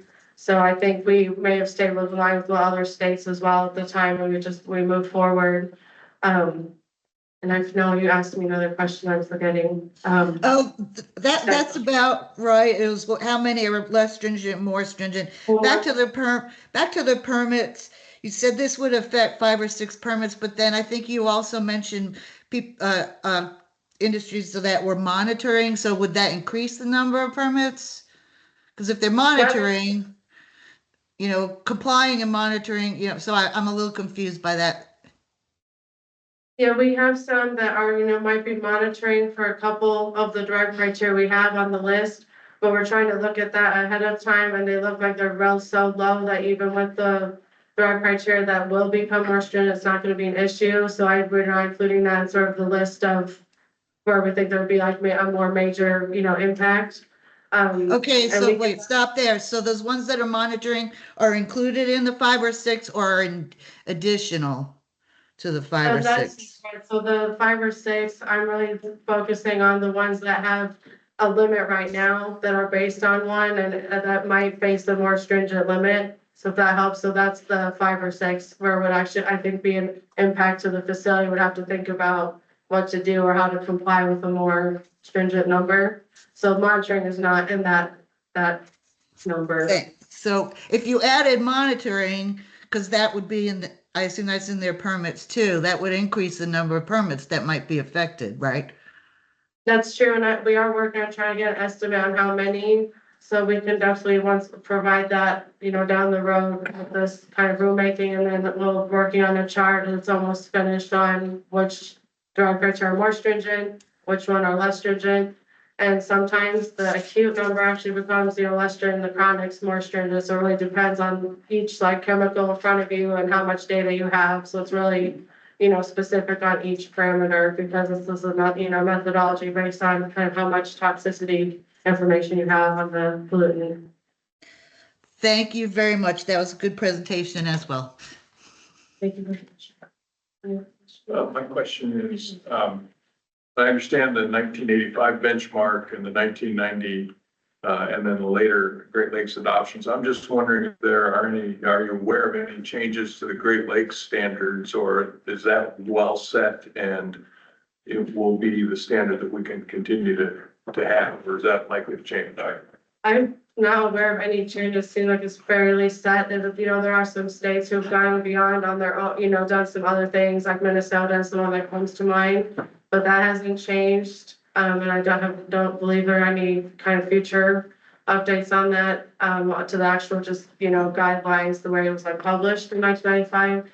The 85 guidelines from EPA, there have been some discussion in past years. They were thinking about, should we look at, you know, update this, but that's been several years now.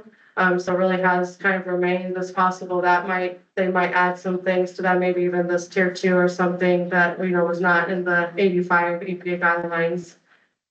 Yeah. So we're looking at a fairly settled standard. Fairly settled kind of procedure. And I will note, Wisconsin and Ohio are kind of similar to us, that they have parts of their state that drain to the Great Lakes, but some that do not, and they use the Great Lakes methodology for the whole state. So it's pretty commonly used in our region. Makes sense. Thank you. Thank you very much. Thank you very much. I recommend we take a break, 10 minutes.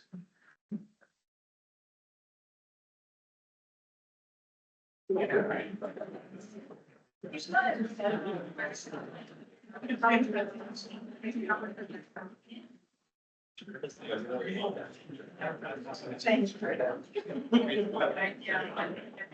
you.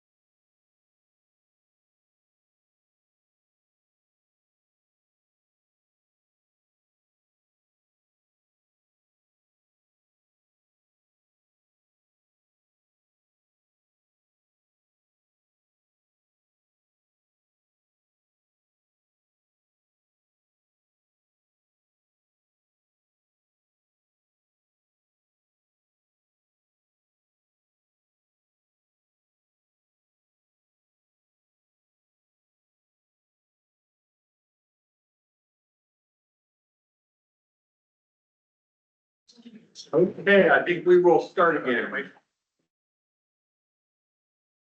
We're moving to rulemaking actions. Today we have a hearing for the following board actions. Lead and copper rule and Knox rack.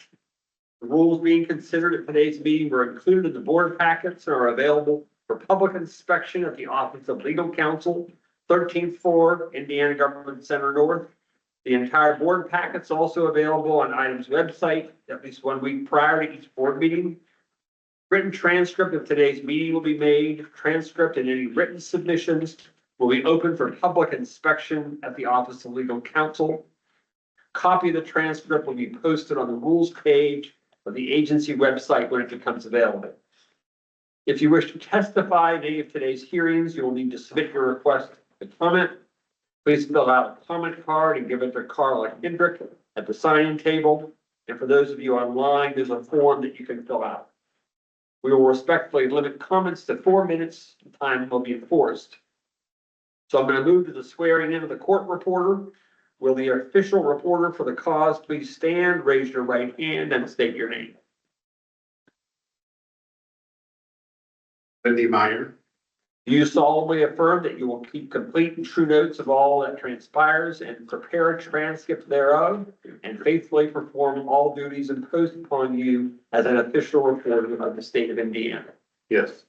Thank you so much. Okay, we'll move to the public hearing and final adoption of the lead and copper rule. I will now introduce Exhibit A of the proposed rule into the record of the hearing, and Crystal Hackney will present this rule.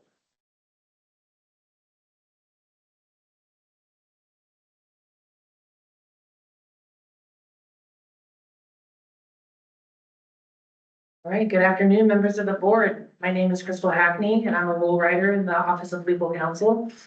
I will be presenting the drinking water reference updates, lead and copper rulemaking, LSA number 24-428 for final adoption. As a quick recap from our last meeting, this rulemaking replaces the current full text language in 327 IAC 8 with equivalent incorporation by reference to the federal drinking water regulations to ensure consistency and to allow for faster updates when the federal rules change. We are also updating references to the recommended standards for waterworks and the American Waterworks Association, AWA, standards that are cited in 327 IAC 8 to the versions in place as of December 31st, 2023. By updating these standards to the more current editions, this rulemaking will ensure that 327 IAC 8 is consistent with the design, engineering, and testing standards that public water systems are already implementing. US EPA published a final rule on January 15th of 2021, cited at 86 FR 4198 to revise the lead and copper rule revisions, LCRR, at 40 CFR 141. These revisions require all community water systems to conduct lead and drinking water testing and public education in schools and child care facilities, as well as provide accelerated lead service line replacements. On June 16th of 2021, US EPA published an update to the lead and copper rule to delay the rule's effective date from January 16th of 2024 to October 16th of 2024. While ITEM was working on this rulemaking to incorporate the LCRR, US EPA published a new final rule called the Lead and Copper Rule Improvements Rule, LCRI. The compliance date for the LCRI is November 1st of 2027. Originally, ITEM's intent for this rulemaking was to only update ITEM's rules to include the 2021 LCRR and not the LCRI. However, after discussions with regulated entities and US EPA, ITEM is revising the proposed rule to be consistent with a provision in the LCRI that addresses what requirements apply to community water systems and non-transient, non-community water systems between October 30th, 2024 and November 1st, 2027. During this period, systems will largely be complying with the lead and copper rule and only a select few provisions under the 2021 LCRR. This is the most substantive change in the proposed rule.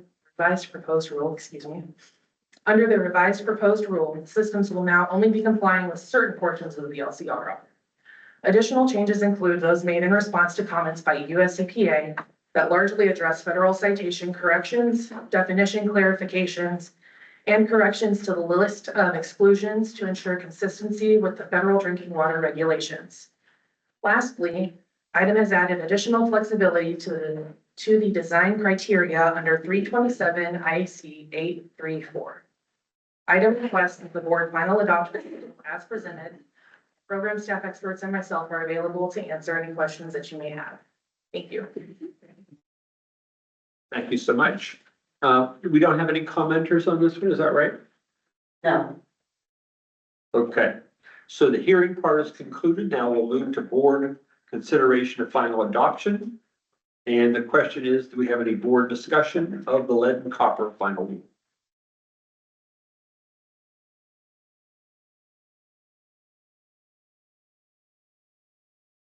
Okay, do I have a motion to go to final? So moved. Okay. Second. Okay, I'm gonna, go through each board member and get the votes. Mr. Zaire? Aye. Mr. Davidson? Yes. Dr. Nemec? Yes. Mr. Horn? Yes. Mr. Eckert? Yes. Mr. Miller? Yes. Mr. Green? Yes. Dr. Alandrovich? Yes. Ms. Kozerski? Yes. Mr. Katzenberger? Yes. Ms. Schroeder? Yes. Mr. Etzer? Yes. And I'm a yes. So that is all. I won't count them up, but it's all. Okay, this final rule is approved. Now we will now move to the public hearing and the final adoption of the NOx-RAC rule. This is a public hearing before the Environmental Rules Board of the State of Indiana concerning the final adoption of the NOx-RAC rule. Now I'll introduce Exhibit B, the proposed rule, into the record of the hearing, and Seth is going to present this rule. Members of the board, good afternoon. My name is Seth Ingdahl, and I'm a rule writer in the Rules Development section within Item's Office of Legal Counsel. The rulemaking currently under consideration is federally required under the Clean Air Act. In October of 2022, the US EPA changed the non-attainment status for the Chicago area, which includes the northern townships of Lake and Porter County, from marginal to moderate non-attainment for the 2015 8-hour ozone max. The Clean Air Act requires states with moderate non-attainment areas to implement reasonably available control technologies, or RACT, for nitrogen oxides, or NOx. The Clean Air Act requires NOx-RAC to be applied to sources that have a potential to emit more than 100 tons of any pollutant per year. NOx gases are most often produced during the combustion of fossil fuels and are precursor emissions to ozone. In October of 2023, US EPA determined that Indiana failed to submit NOx-RAC for the northern townships of Lake and Porter counties. US EPA required that item make the SIP submission by November 17th, 2025. If item fails to amend the SIP by this deadline, US EPA will impose highway sanctions, which, according to INDOT, will withhold an average of $183.7 million annually in federal transportation funding from Lake and Porter counties. In response to this situation, item began consulting with every major stationary source in the affected region. In general, item relied on affected sources to conduct their own analysis of RACT using a cost effectiveness threshold of $5,000 per ton to $14,000 per ton of NOx reduced. This is the most conservative threshold approved by US EPA. Those studies were provided to IDEM in mid-2024, and the agency relied on them to determine the RACT limits for the units assessed. Ultimately, only 2 affected units would be required to apply new controls under this rule: WR Grace and Cleveland Cliffs at Indiana Harbor. WR Grace already planned to replace burners for its sodium silicate furnace, and this draft would simply accelerate that timeline by less than 1 year. Cleveland Cliffs at Indiana Harbor would be required to install low NOx burners for one of its boilers. But it should be noted that Cleveland Cliffs does not oppose this requirement because the affected boiler, while it is still functioning, is part of an iron production plant that has been idled, and Cleveland Cliffs is unsure of the plant's future. Overall, this rulemaking puts in place an enforceable mechanism that would satisfy US EPA's requirements and prevent the imposition of highway sanctions. The rule would impose RAC requirements for NOx emissions from major stationary sources in the northern townships of Lake and Porter counties. The RAC requirements on all those sources fall within that $5,000 to $14,000 per ton of NOx reduced threshold, and therefore only two sources are required to implement new control technologies. It should also be noted that the rule establishes NOx limits for existing units without requiring the implementation of new technologies. The board preliminarily adopted this rule on June 10th of this year. IDEM published the preliminarily adopted rule on July 30th as part of the second comment period, and the agency received one public comment that was signed by several commenters. It was brought to the agency's attention that the July public comment notice lacked the response to written comments from the first comment period. And so IDEM issued a continuation of the second comment period to remedy this omission. No comments were received during the continuation. IDEM requests that the board approve this rule as presented, and I'm happy to answer any questions that you may have. Yeah, a quick clarifying question. On the Cleveland Cliffs installation, will they make a decision for certain at some point? I just don't understand. It seems like it's rather up in the air. And if they decide to idle the boiler, then it's no problem. But if they decide to keep using it, then they will have to make improvements to comply. Is that correct? That would be my understanding, but I'm not entirely sure what Cleveland Cliffs' thoughts would be on that, but it is required under this rule to install the rack. So if the rule is adopted, then they decide to keep that boiler, they will have to make improvements. Okay. Yes. Thank you. Joanne Alexandrovich, I do have one question. Should we finalize this rule today, will the offset requirement be off the table as well as the transportation sanctions? That's my understanding. Once this is approved by the AG and the governor, it'll be submitted into the SIP. I've been working with OAQ to make sure that they're on track, getting all that stuff ready to go. And then as soon as it's submitted into the SIP, that will stop the sanctions clock. Yes, okay, but the offset sanctions remain? No, right? They'll be taken off as well. Okay, just one quick follow-up on the offset sanctions. At one point in the past, IDEM was putting together a database of available offsets. Are those still around? I'm not sure on that. We never had anybody actually file their offsets into the catalog that we were maintaining. So after 15 years of idle inactivity, it was discontinued. Did you hear that? Yes, thank you, Scott. Thank you. Okay, do we have public commenters? We do have one online. Ms. Connie Watchala, you may unmute yourself. Go ahead, Connie.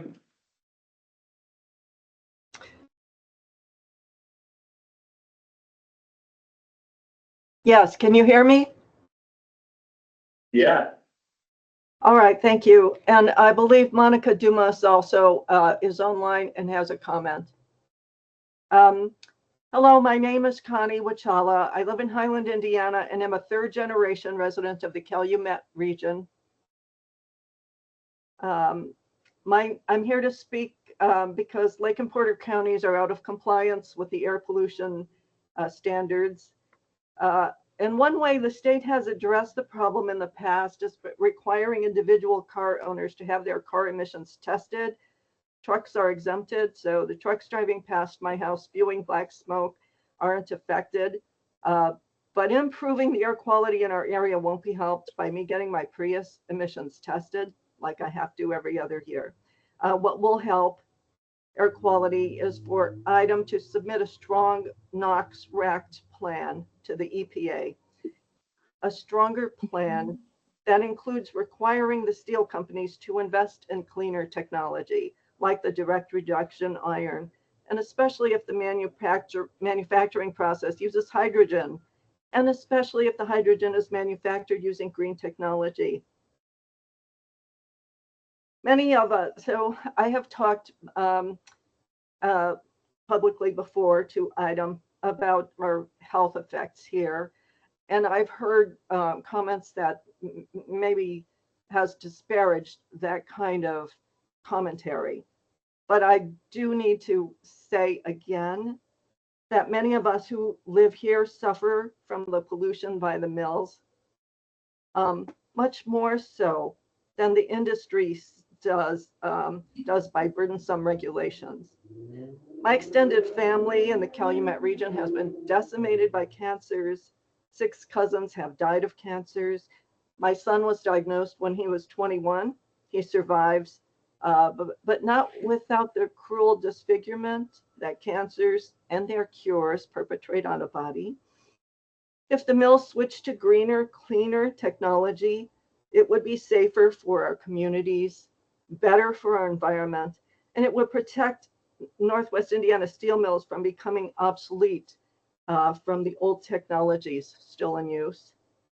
I ask IDEM to submit a strong NOx plan to the EPA, which includes the newer, cleaner technologies.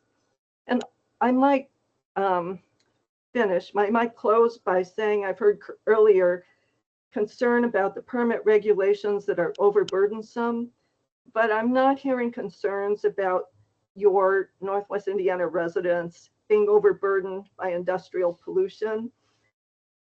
Maybe an imbalance of concern here.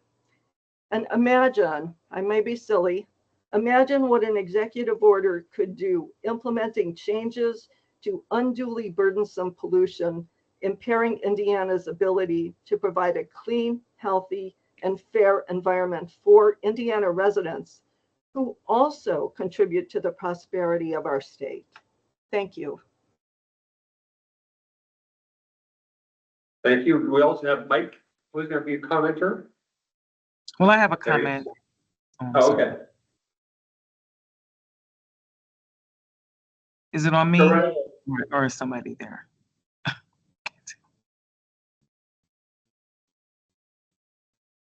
Go right ahead. Are you speaking to me, Monica, or is someone in person there? I'm sorry, I can't see. Monica, go ahead. Okay. Okay. My name is Monica Dumas. I currently live in Porter County, but I grew up in Lake County in Gary, Indiana. My friends and family, we are all dependent on the steel mill financially. However, we are seeking to have a healthier environment with cleaner air. I'm asking this board to do more to protect our health, our communities, and our jobs. However, our communities are currently paying too high of a price for outdated technology. Half of the biggest nitrogen oxide polluters covered in the IDM's plan are still related, including Gary Works, Indiana Harbor, and Burns Harbor. These plants are still using old coke-based blast furnaces, which we now know are among the dirtiest methods for producing steel. Here in Northwest Indiana, we're falling behind. Our steel mills are producing way more nitrogen pollution per ton than similar plants in the other states. That pollution contributes to our high asthma rates, heart disease, and hundreds of early deaths every year right in our neighborhoods. It's no wonder Gary ranks in the top 10% nationwide for asthma risk and shortened life expectancy. Last week, we had a community meeting, and one of our speakers is a survivor of tongue cancer. She has never smoked a day in her life, and it comes from the smoke from the steel mills. She is in remission right now, thankful, and doctors were able to reconstruct her tongue, but it came from the smoke and smog from the steel mills. I personally have a mom who worked 32 years in U.S. Steel. The conditions were not the best, and right now her health is not the best. I'm asking that you will reject the adoption of the 326 IAC 10-7. Thank you so much for your time and have a good day. Thank you for your comment. Thank you. And then we have one. Is it Mike? Is it, I'm having trouble reading your hand. Sorry, sir. Yeah. But go ahead, Mike. My mom says the same thing, sorry. Yeah. Hello, my name is Mike Willis. I ask you to reject the final adoption of 326 IAC 10-7. I am the Indiana Director of Mighty Earth, that we're working on decarbonization for our state. We believe that We believe that for Indiana to preserve the long-term well-being of our steel industry, that the steel industry must move quickly towards sustainable steel production. And by doing so, we can create new jobs, clean up our air, and keep Indiana at the top of American steel production. But as Hoosiers, we can either embrace this view or watch our steel industry disappear over the next 2 decades. Hyundai is already committed to building a new, more sustainable steel mill in Louisiana that will, as things stand, will outcompete what we have here in Indiana. It seems that US Steel has much bigger plans for its Arkansas mill than Indiana. Without additional investment in clean new technology, the Big River facility will outcompete and outmodernize our Lake Michigan Steel. But yet, there are no true plans to invest in Indiana Steel beyond short-term coal-based production. Indiana primary steel production is an $18 billion a year industry for our state. It's a lot of money, especially coming from three mills, right? 3 facilities. We produce more steel than any other state in the country. We should be proud of that. But this gigantic sector of our economy is at risk because our state leaders, our state regulators, our state rule makers won't hold Cleveland-Cliffs accountable and US Steel accountable for the Hoosiers who built up this industry and have sacrificed to build this industry. Not only is our economy at risk, our health is at risk if we don't move towards sustainable steel making. Coal-based steel making in Indiana contributes up to 514 premature deaths each year, over 145,000 cases of asthma symptoms, sorry. And if you add up the healthcare costs per year, is between $4 and $7.5 billion. $4 to $7.5 billion healthcare costs that we accrue because of our steel making and the way we make steel. So we asked this rule board making authority to stand up for Hoosiers and good jobs and not let these corporations off the hook. Because that's what it feels like. We're letting them off the hook. Let's protect public health. Let's create real investment and real accountability in our Indiana Steel. This board has power to do something, has power to be a voice for change. You can help grow our steel industry. You can help make sure Cleveland-Cliffs and Indiana, not pound steel, right? You come to the table and negotiate and invest in Indiana in the future. That's what we're trying. This is the movement we're trying to build across the state. So I know time is late. I know this is, this probably will be adopted probably by everybody, but we asked the IDEM or revise the nitrous oxide RAT rules to include modern steel making technologies, to stand up for the people in Northwest Indiana, and to go back to the drawing board as quickly as possible and reject the final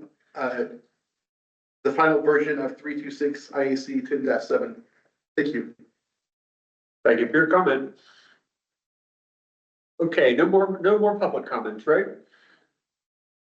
Okay, we'll move to board consideration of final adoption of the NOx rack rule. And the board did have some comments earlier, but I want to open it up one more time, make sure there are any other comments or questions on this final bill. Yes, it's Joanne Alexandrovich again. I always have comments. I just want to make sure that IDEM has run this by fully of EPA, that this meets the NOx RAT requirements. Indeed, we have, yes. And the assurances that they have. Thank you. Other comments from board members? Okay, so I need a motion on whether to adopt the final adoption of the rule. Do I have a motion? So moved. Do I have a second? Second. Okay. Now I will go through the list. Mr. Zaire. Aye. Mr. Davidson, Yes. Mr. Nemec, Yes. that was doctor, excuse me. Mr. Horn, Yes. Mr. Eckhart, Yes. Mr. Miller, Yes. Mr. Green, Yes. Dr. Alexandrovich, Yes. Ms. Kozerski, Yes. Mr. Ketzenberger, No. Ms. Schroeder, Yes. Mr. Etzler, Yes. and I'm a yes. So that's 12 yeses and 1 no. So the board decision is approval.